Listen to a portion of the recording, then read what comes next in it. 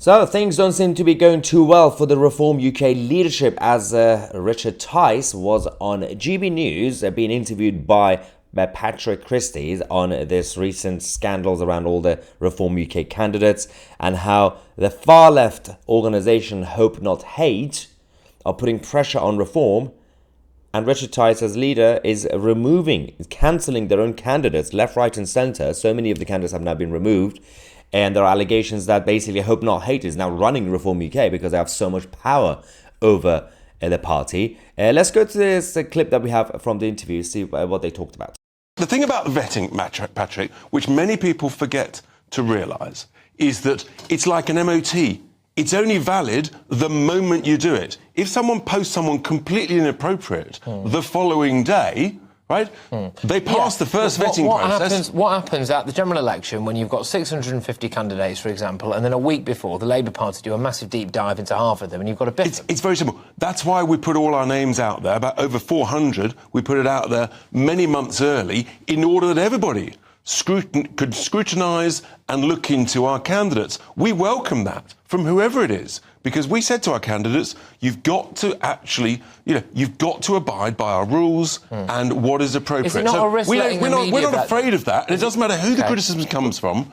Is it not a risk letting the media vet them? Because then all of a sudden No, it's completely the opposite, Patrick. We welcome the media force you into a situation where you've got to drop them. Nonsense, Patrick. Nonsense. We live in a democracy where scrutiny is appropriate. I welcome the scrutiny, and we will deal with it if someone says something inappropriate. But let's be clear, in any organisation, frankly, including very large organisations, you're probably going to lose 1 to 2% a year for inappropriate behaviour. I'm afraid there's always the muppets and the morons, is what I call them, who will just do and say and think inappropriate things. Because the other side of it is that you've given into groups like Hope Not Hate, and that's garbage, absolute garbage. And I've been very clear to Hope Not Hate today. Funny how their supposedly diligent researchers didn't spot the vile anti-Semitism from George Galloway's party. Does that mean that actually they're far less sympathisers? Question mark. They need to answer themselves. If they say they're all about community, bringing people together, where's their diligence against people on the far left? That's what I want to know. So you're not giving in to the far left? Of course not. What I'm saying is, look, I welcome scrutiny from whoever.